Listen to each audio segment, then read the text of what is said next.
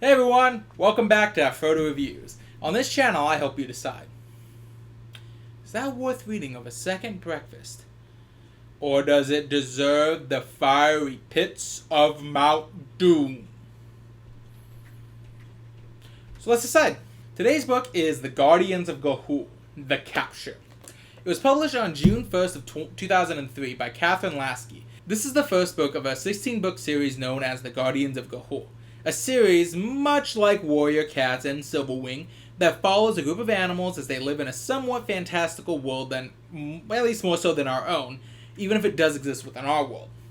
Although, in defense of this book, I would say of the three, it is by far the most fantastical.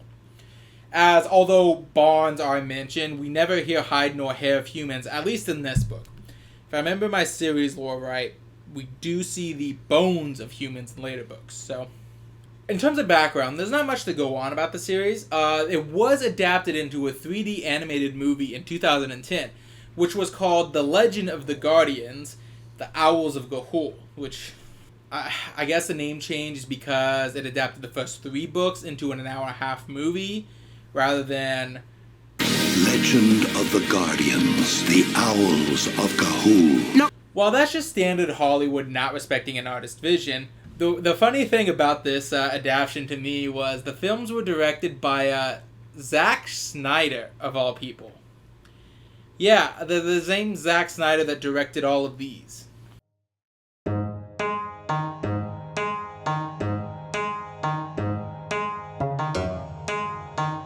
He decided to direct The Guardians, Owls of Ga'Hoole as well.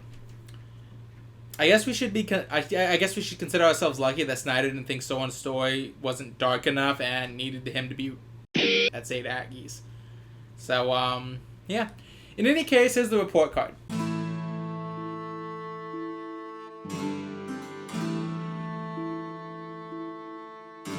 And now we move on to the cover. Now, the cover of this book is fairly decent. I won't sing praises necessarily, but it does do what it sets out to do.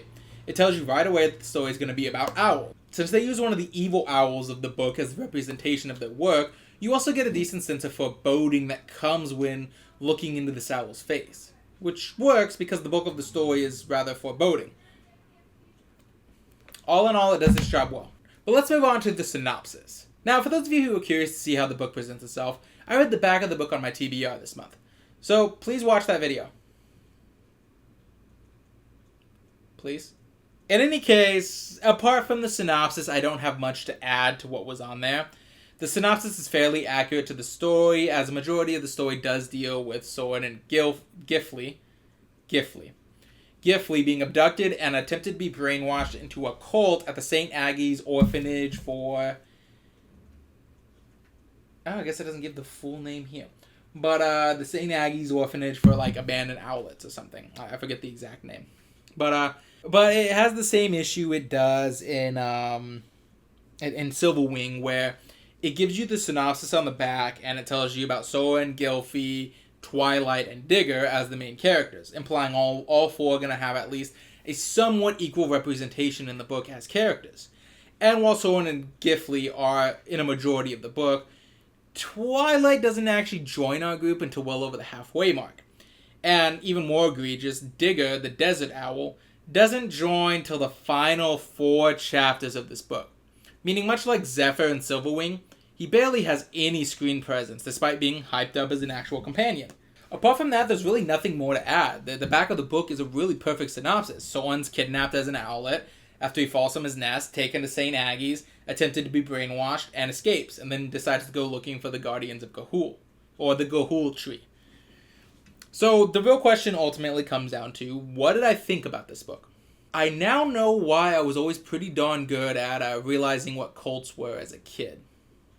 So seriously, while reading through this book and learning the way the owls at St. Aggies attempt to brainwash the various children they kidnap, I realized how great of a representation of a cult that Catherine Lasky wrote for these children. Or wrote for children.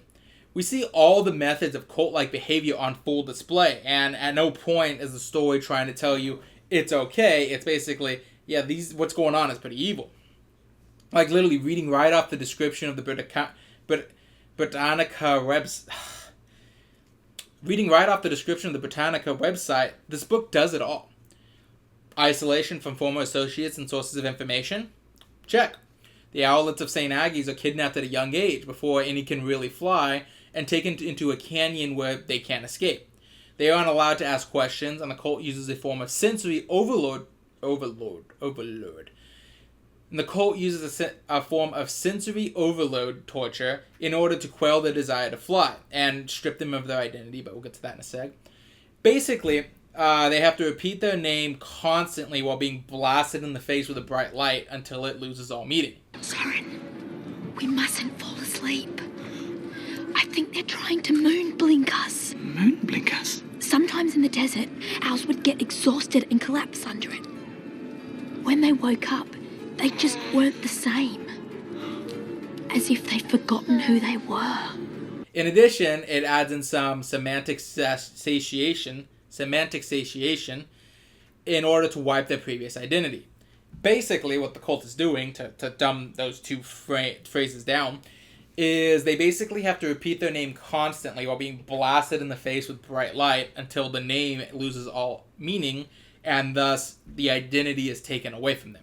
Even then, until the owlets are considered perfectly brainwashed and loyal, they also have to subject themselves to bloodletting to vampire bats to ensure that their wings and feathers don't grow properly, thus keeping them completely isolated and in this constant in this environment where they're constantly being brainwashed. But also an exacting regimen that demands absolute obedience and humility. Again, check. That's what they require at the St. Aggies for sure. They have monitors that swoop down and yell at you for the second it seems like you're even taking too much pride in yourself for having hubris, and you expect it to do as you're told without question, because you're not allowed to ask questions at St. Aggies. If it begins with a WH, it doesn't need to belong in your beak, as they say. Strong social pressures and rewards for cooperation. This is actually perhaps the most insidious version in this book, and I really enjoy that Catherine Lasky went into it. You see, in this book, there's an owl assigned to watch out each of the groups of owls in a place known as 1, 2, and 3, the first, second, third, and fourth Glacium. Do not know how to say this word. Apologies. However, when you first meet them, instead of being drill instructors, they act like very soft, sweet people who insist that you don't need to call them by their name, but rather auntie or unc. They're not here to rule over you. They want to be like part of your family. They seem to be nice compared to all the other owls that run St. Aggies, often allowing Gifley or Soren to take naps when they're tired, or sneaking them extra food whenever they do good. But there's always a sense of unease whenever they do this. Like, this isn't their real personality, that smile they wear is fake. And we do get to see this mask break. Whenever Auntie specifically isn't aware of Soren or Gifley are watching her, and she's dealing with high stress, we watch as the real personality of a cold, horrible owl comes out and just spits out some of the nasty stuff. But also, is there physical and psychological punishments for non-cooperation ranging from social ostracism and criticism. Again, pretty accurate. At one point, Soren messes up during his early days, and one of the owl monitors punishes him by forcing him to stand in a circle while several of the other owls mock and laugh at him. The worst part is, I think I can actually recall some notorious cults that employed this specific strategy. And I can definitely tell where Lasky got some of her inspiration here. Now, there are obviously more things here and there that are on the Britannica website that teaches you how to identify brainwashing, but I feel like I've made my point here. This is one of those things that I really look for when I read old books again that I really loved. As after a long time, and you come back and you read it and you realize, oh, wow, this was much more carefully written than I thought. This isn't just the case of the owls of St. Aggies are evil and trying to trick our characters, but the author is cleverly introducing children to several of the tactics that cults will use on people, and shows us how the people who employ these tactics actually are behind the mask. And it shows you this isn't right, this is wrong, beyond just the tricking our characters. Excuse me, are y'all with the cult? We're not a cult. We're an organization that promotes love and... Yeah, this is it. But on to the actual book. Now, the book is good, but one thing you have to keep in mind while reading this is that it is written for children. Or that if it is aimed at a young adult audience, it's very clearly aiming for the much lower end of young adult, like 13, 14, than it is anything higher. Sort of like how I mentioned Transall Saga. If it really is a young adult book, it's aiming really low. I believe this is supposed to be a children's novel, though. As such, reading it now, when I'm much older, it does mean the book is relatively a simple read. Despite the dark moments, you shouldn't really go into this book expecting complicated politics and writing that you'd find in something like, I don't know, Game of Thrones. Because of this, it took me about 2 days to fully read through the book, and that was me stalling sometimes. Because it wasn't that it was bad, it's just, it got so simple, it just kind of lost me a little bit at times. One of the things that it also falls into is because it's written for children, you see a lot of the problems that crop up with children's books. Like I mentioned with Great Griffins, because that's written for children, you never feel like the characters are really in danger. And although this book does get dark, I don't think you will ever really feel like Soren or Gifley are actually in any kind of real danger. One perfect example about how the danger is removed is one of the times that Soren is punished is he does something wrong. I can't remember exactly what, but he does something wrong at the St. Aggie's, and so he passes out afterwards, and they pluck him. Or at least, they tried to pluck him. But since he's such a young owl, he didn't really have his feathers in yet. So instead of actually plucking him like they planned, they pulled off a whole bunch of his, owlet fluff. So he's still growing his feathers in, and he basically was just stripped bald for a little bit. It does hurt him, and it is a horrible act, but it doesn't cause any long-term consequences. Another one of those things that I did notice that I didn't at the time I was a kid is that this book has a sort of confused nature on the sapience of the many animals in the book. But books like, say, Into the Warrior Cats Into the Wild, the main species of our heroes are the ones that are mostly implied to be sapient compared to other animals. In that book, cats are the main focus, so they're really the only ones that maintain that level of sapience we expect from main characters. With a few times in the later series that I remember it does slip out of cat perspectives, breaking away into another animal, sort of like the dogs who escaped the junkyard later on in the first series. It treats it more like a animalistic force of nature rather than an actual thinking, clever being.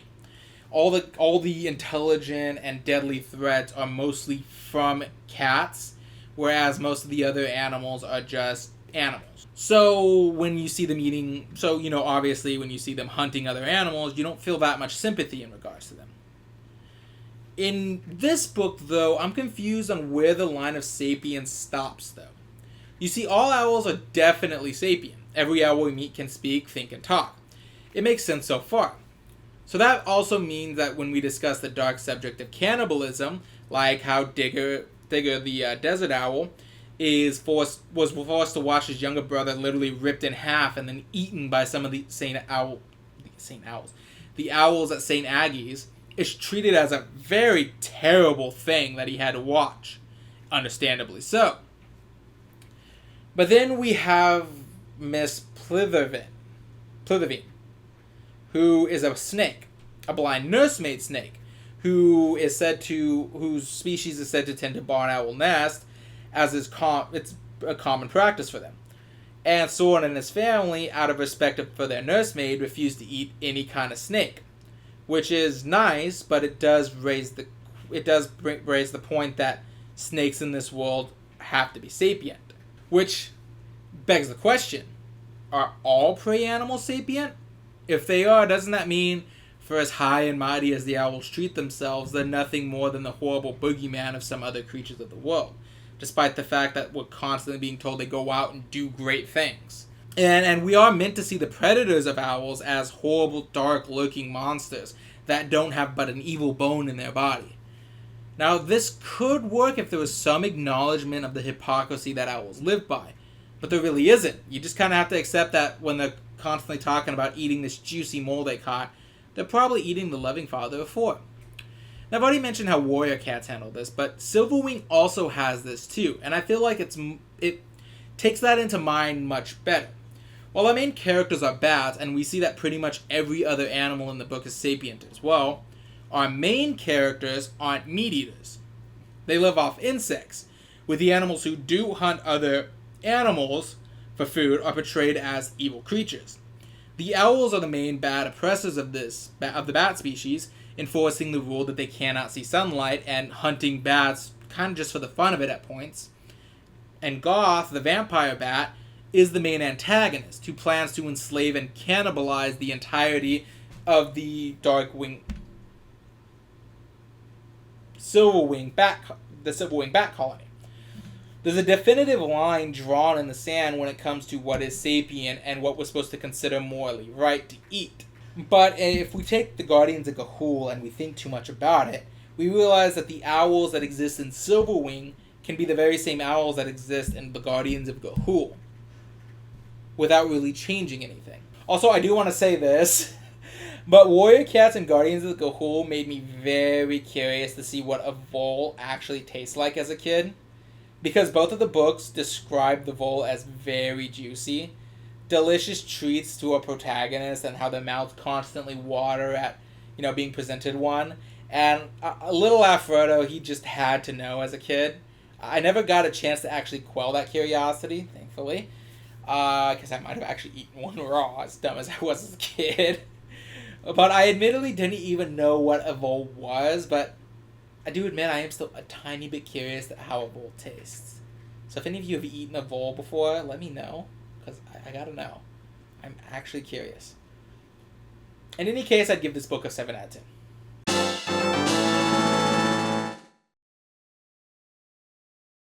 Now, like I said, this book isn't bad. The only thing I would really say, it's just a simple book.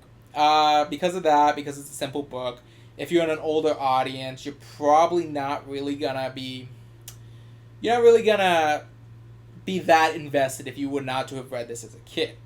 As I said, because it's a children's book, you never really feels like the characters are in danger, which means despite the dark materials that's presented, you don't really ever feel like our characters are going to suffer bad fates. And that's not to say that it doesn't do that, because any good character who isn't Gifley or Soren or Twilight or Digger can suffer terrible fates. We watched two good owls die in the process of the book, but at the same time, you don't ever fear for the main characters. Again, a lot like Grey Griffins, it's just a lot of conveniences keep them out of trouble. So because of that, you might find that it's a somewhat boring read, especially if you're an older reader or a more comprehensive reader. Again, it is really simple, so when I ask the question of whether or not it deserves Mount Doom, the answer is no. I mean, like I said, it can't be a crime just to be a simple book, unless it's also terribly written. I know I kind of gave Transall Saga a lot of crap for being a little more simple, but at the same time, story suffered as a result. This is simple, but it's basically the prologue, not the prologue, basically the first third of a story. So it's hard to really judge that as wrong. I imagine if I was reading this when it first came out, I would have been a little disappointed, because the book ends right as when they're going to go try to find the Ga'Hoole tree. But as an adult with the foreknowledge that several books came out after this, again, it's really hard to hate this book. I would recommend it to kids if they're interested, but that being said, that's all I really have to say about it. So just remember, with every book comes an adventure, and every adventure is worth having, even the bad ones. See you later, everyone.